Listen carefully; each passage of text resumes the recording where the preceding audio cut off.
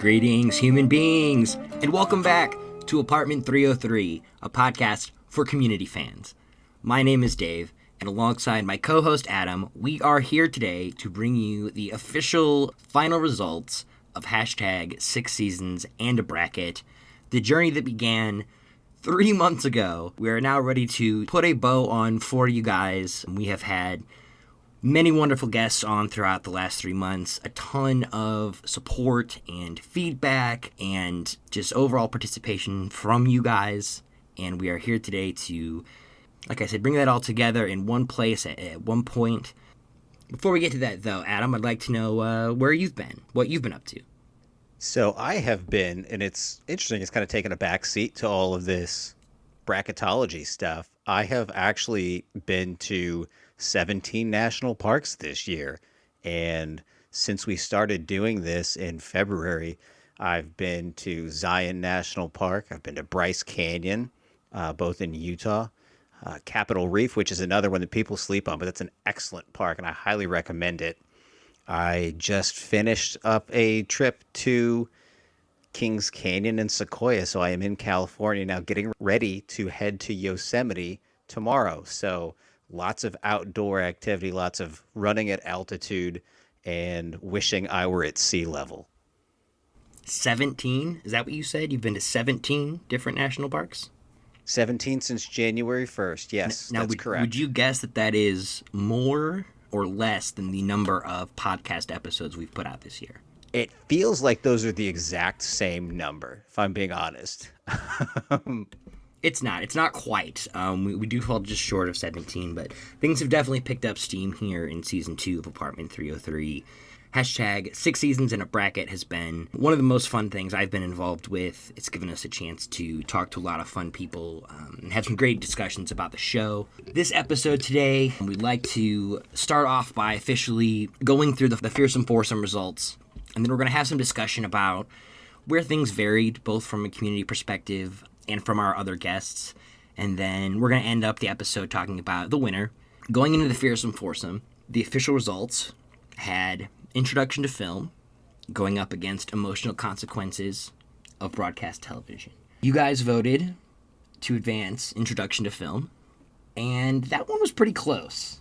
Intro to Film was voted to advance by the community over Emotional Consequences. However, it was like 52 to 48%. So that one really could have gone either way. Sounds like that was within the margins of error, and we don't know how to calculate margins of error. Yeah, so that one definitely would have been close. And then on the other side, we had Remedial Chaos Theory going up against Cooperative Calligraphy.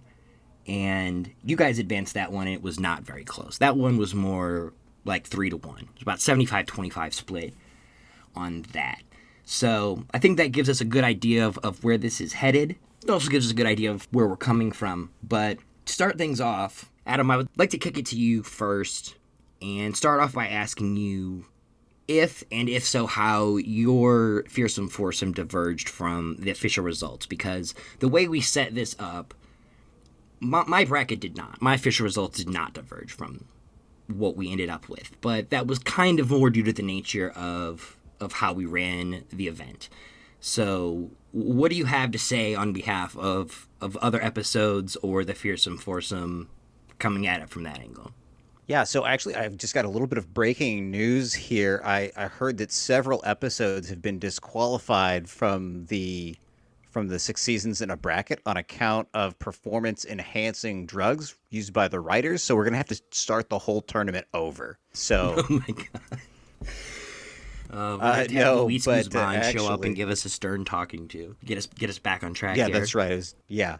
So for me, I also had, and again, I had my finger on the pulse a little bit, or on the scale, depending on how you look at it, in terms of how my vote counted toward the official Fearsome Foursome.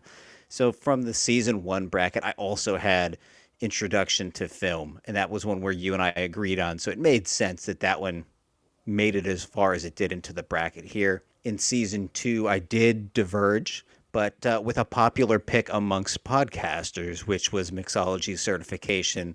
As you'll remember, Kevin and Dom And Scott, our disgraced former co-host, also really loved that episode. So it didn't feel like an upset as much as it looked like it was on paper. But talking to people who really love the show can certainly understand that.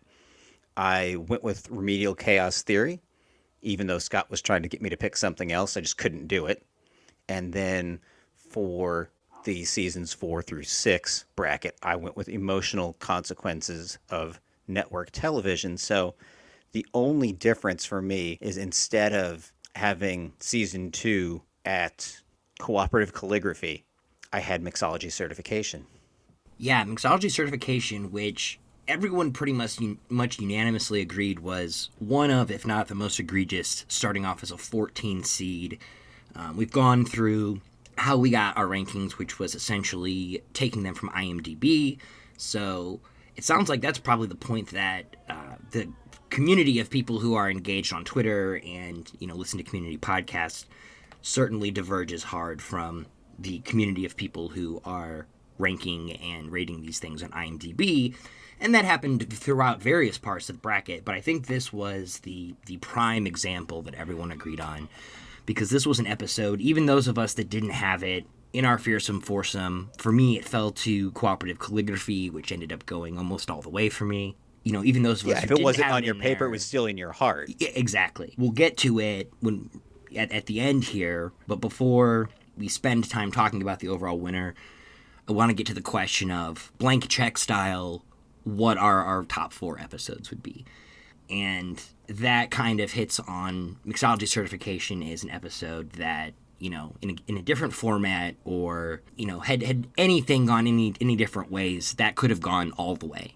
That honestly is an episode I feel like could have won this entire tournament.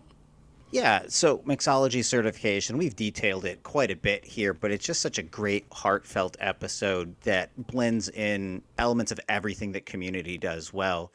It's a further exploration of Abed as a character and how he functions with the outside world, because we see him interact with the group quite a bit, and we rarely see him branch out of that group. And it's just a fascinating look into what that would be like. And Paul F. Tompkins is absolutely magnificent. Anytime you can add him to your project, it's a win. Tig Notaro is terrific as the small role of the bartender, but just gosh, everything hits, and it really plays out Annie's anxiety in a compelling, interesting way we don't get to see on such like a personal level in many other episodes.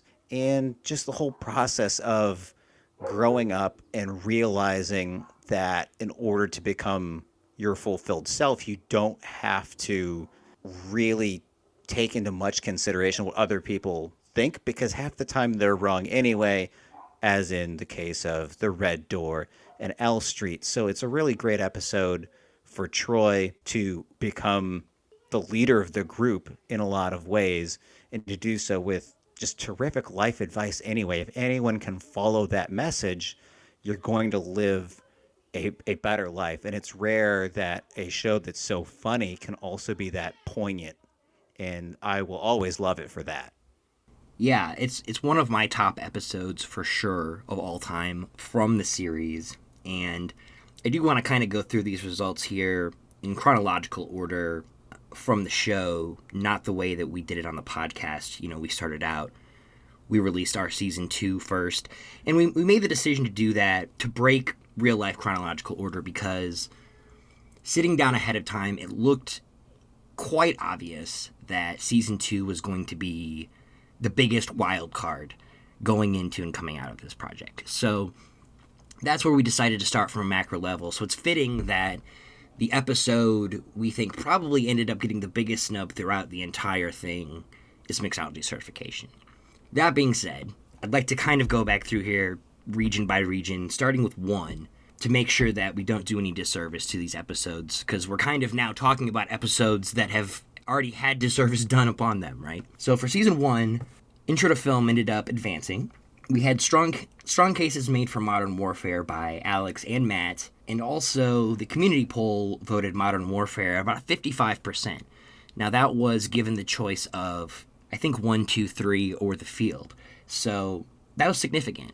And the episode that did next best in the poll was Contemporary American Poultry, but that only got 25% of the vote and didn't really get much of a ruckus from the other podcasters we discussed. Not that everyone wasn't generally high on the episode, but just no one was willing to fight for it to be the champion of season 1.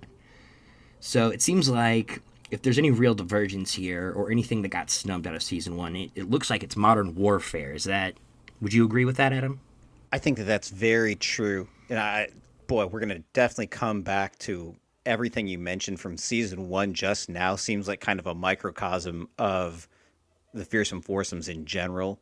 The other episode that got a lot of love from Alex and I want to say one or two other podcasters as well, Kevin, I believe as well, really loved Comparative Religion. And that one slightly overperformed in our bracket based on just what I had expected. But again, it's just such an ambitious, terrific episode that I'm a little surprised, but I'm not completely surprised. And you could say that for any of these episodes because they're all so well done. So it looks like, looking back upon the results after the fact, season 1 ended up being just as contentious as season 2. The main difference maybe being that how that episode faced up against the other 3 in the Fearsome Foursome. But there's a serious split. You and I were really the only 2 who voted intro to film. So I would be inclined to say that's an outlier, yet in our poll that I just mentioned about the Fearsome Foursome, our listeners advanced that to the very final matchup over Emotional Consequences. So I feel vindicated in that sense. But then we had, like you said, multiple people speak up for Modern Warfare, and multiple people also speak up about Debate 109. Both Jen and Evil Annie advanced Debate 109 to their Fearsome Foursomes. Now, neither of them had it going farther than that, but that's a good 4 episodes we've mentioned from season 1 that both had multiple avenues of support there, and that really surprised me. Yeah, and Debate 109 is a terrific, wonderful, outstanding episode that is, not only does it stand alone, but it ties in with the lore of other episodes. And gosh, just what a wonderful, wonderful way to bring things together. And anytime there's a higher concept going on, concept's not really the word that I'm looking for, but I've mentioned a couple times about whether it's good life advice to live by in Mixology Certification. Debate is discussing the entire time as an overarching arc whether man is evil or good. And it's interesting that the position that they have to take, Annie and Jeff, is that man is evil, and they set out and kind of prove that in a way that ends up revealing itself, especially in seasons 5 and 6, I think, of the show, is just how that is a central message from some parts of the writing staff.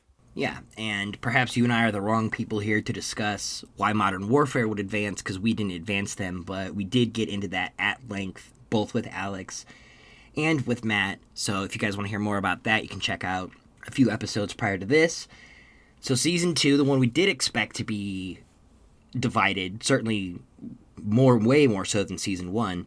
Not sure it ended up that way, but the results ended up being cooperative calligraphy, which matched with my results, and then also was the one area that your Fearsome Foursome diverged from the official results. So season 2, we had, in addition to Mixology Certification, the episode that we said off the top of the show from the entire run was the biggest snub, comes from this bracket. But also we have conspiracy theories got a ton of support coming out of this bracket. And I gotta say, I would not have been upset for 1 second had that advanced. Again, that's one, along with Mixology Certification, that is an all-timer for me. So in terms of season 2 stuff, is there anything else you want to throw on the pile there? The poll results actually had Advanced D&D, which went down in the first round in our bracket, to Mixology Certification. And that was, I think, one of the biggest surprises for me, was that was what the community voted as their favorite from season 2. And then also you have Fistful, got a lot of support from the community, and was certainly a chalky type answer that could have made some noise in season 2. So I think I've kind of circled the season 2 train here quite a bit. Adam, what do you have to say about the official results in Yeah, I'm terms of glad that you season 2 bring up episodes? I'm glad that you bring up a fistful of paintballs because that is almost a perfect episode of television. And it's just incredible on so many levels. We just didn't prefer it to conspiracy theories, which may actually genuinely be a perfect episode of television. And I'm so glad that Evil Annie had put that in her fearsome foursome because it's just stupendous. And that's not a word I use lightly or ever. I But would have been it's surprised if no one had it in. So I'm glad that it had some representation. That's for sure. definitely, it's just a matter of having to narrow down to 4 shows. There's 12 to 16 that are genuinely capable of making it to that point. So, yeah, that's a terrific episode. And, even though I didn't vote for cooperative calligraphy when we were going through the bracket, I was overruled on that. I took notes on it. And, for our discussion today, and I have a list a half mile long about the things that are excellent about that episode. And I would like to say, because I don't know if we mentioned it or not, but one of the best recurring bits in this show is using a celebrity's name as either a rhyme or as a pun. And my favorite one by far is in cooperative calligraphy when Pierce says, "Nice try, Stephen Fry," after Britta couldn't get a rhyme, the ending in a Y, and then she has that moment like, Stephen Fry. That is just such a brilliant writing because it's like, hey, we've got a bit. Hey, let's subvert the expectation and we'll make her a real person who like can't remember it. It isn't like this perfectly structured joke in real life because real people aren't that funny all of the time. And sometimes the joke comes from not having it land. So I think season 2, while maybe it wasn't as evenly and perfectly divided as some of the feedback from season 1, did end up being the most contentious. I don't want to go much farther into that yet because it's super relevant to how this plays out. Let's move on to the season 3 results for a minute. We had remedial chaos theory across the board. I don't think anyone actually stepped up. 9 out of 9 podcasters agree. There were certainly a few moments. There were a few moments where I was unsure, but I think at the end of the day, yeah, you said we did. We went 9 out of 9. So that being said, that lined up with the community results, which had that at 55%. The community also had regionals and basic lupine neurology, but they only got about 18% of the vote apiece.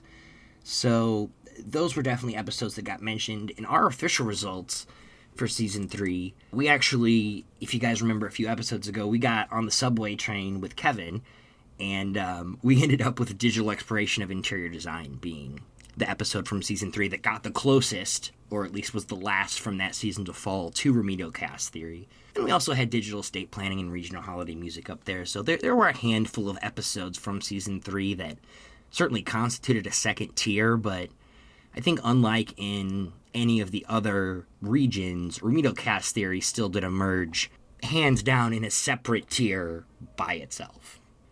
Is there anything about any of those episodes? That's very fair to say. And I think, what you mentioned there, I've observed a pattern here. So with respect to basic lupine neurology, which is a wonderful episode, it's an homage to Law and Order.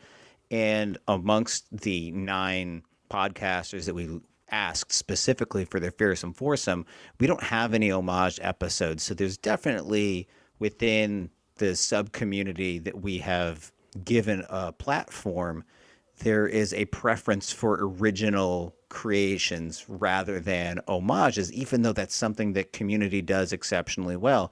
Back in season 1, you mentioned contemporary American poultry, and that didn't make it, even though it's, again, just a terrific, wonderful, like you've kind of never seen this in a sitcom type thing that makes the appeal of community so great on a macro level. But when it came down to brass tacks, our community podcasters voted for original community content instead, which isn't to necessarily say that that's better or that's right. That's just I guess, maybe part of the purists in each of us for the show that we love. Well, I think the consensus was that one of the things all of us love about Community is that it does both of those so well.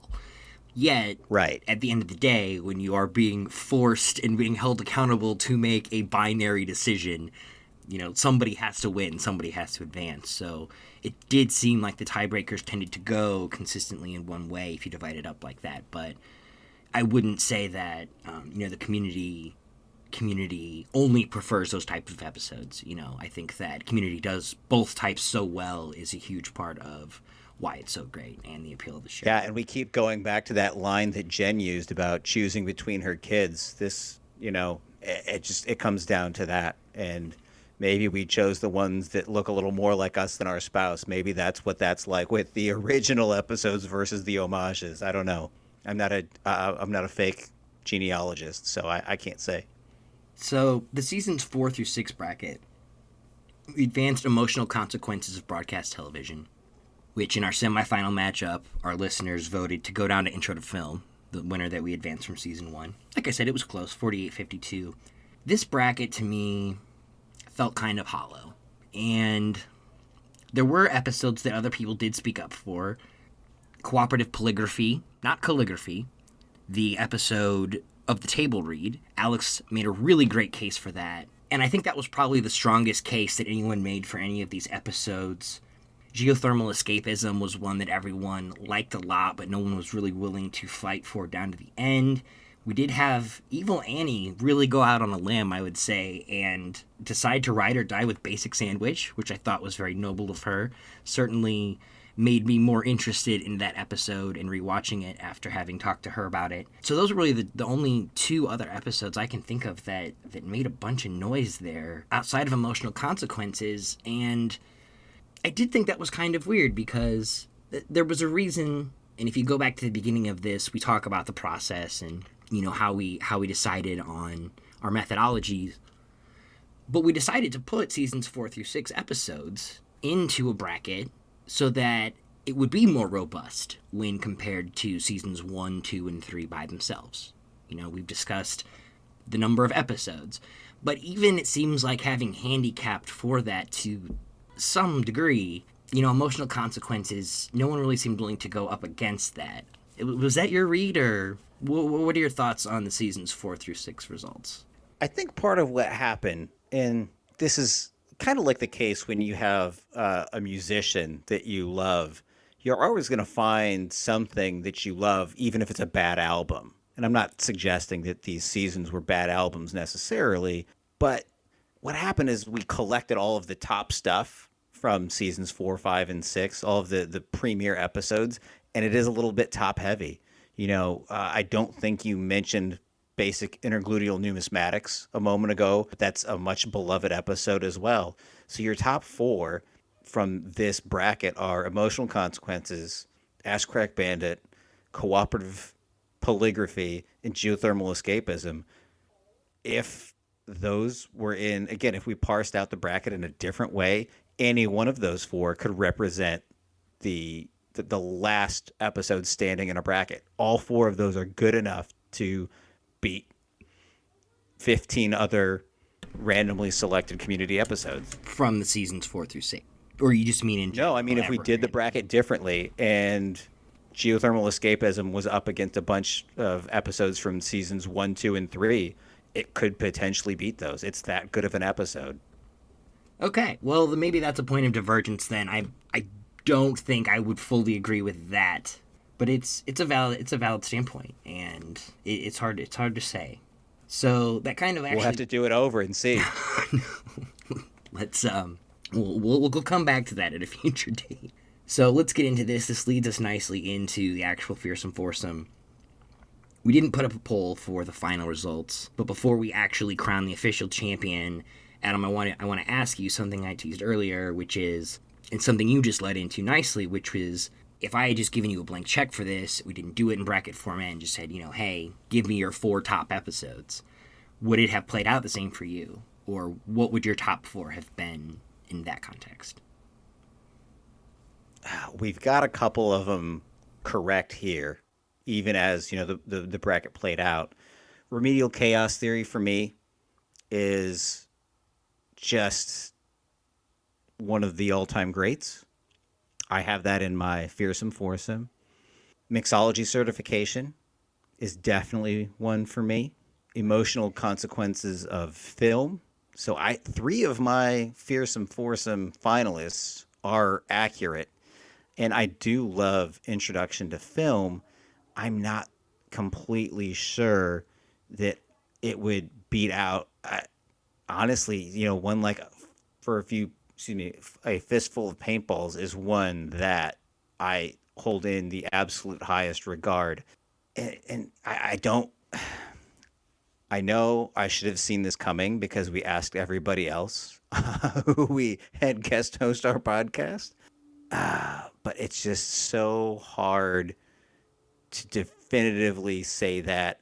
And another darling that we had was digital exploration of interior design is another one that I could definitely consider in my top four. But if you're going to make me commit, I would say I'll go on record now that I've talked around it a little bit here. Remedial Chaos Theory, Emotional Consequences of Film, Mixology Certification, and I am going to commit to a Fistful of Paintballs. Wow, I'm actually kind of surprised to hear that. So you would not have Intro to Film? I'm kind of surprised I said it. You wouldn't have Intro to Film in your top four. Okay, so there's definitely some divergence there. I wasn't sure at what point you would get off the Intro to Film wagon. For me, it breaks down to Remedial Chaos Theory and then a trio of episodes from Season 2. And it's really not close. There aren't any episodes from Season 1 or from the 4 through 6 bracket that, for me, come close to these 4 episodes.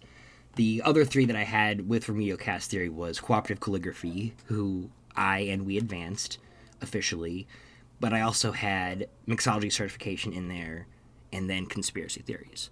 So essentially the 3 Season 2 episodes that we agonized the most over, along with the juggernaut of the dance, Remedial Chaos Theory. So, that being said, we are kind of coming from different perspectives here. It sounds like the way the bracket was broken up actually was more divided for you. At the end of the day, when it all comes down to it, we end up at a place where I don't see how you cannot crown Remedial Chaos Theory as the champion. There are clearly a second tier of episodes that can be argued for that next spot, but it really seems like, my suspicions have been confirmed throughout this process, and no one is willing to argue that Remedial Chaos Theory is not the best episode.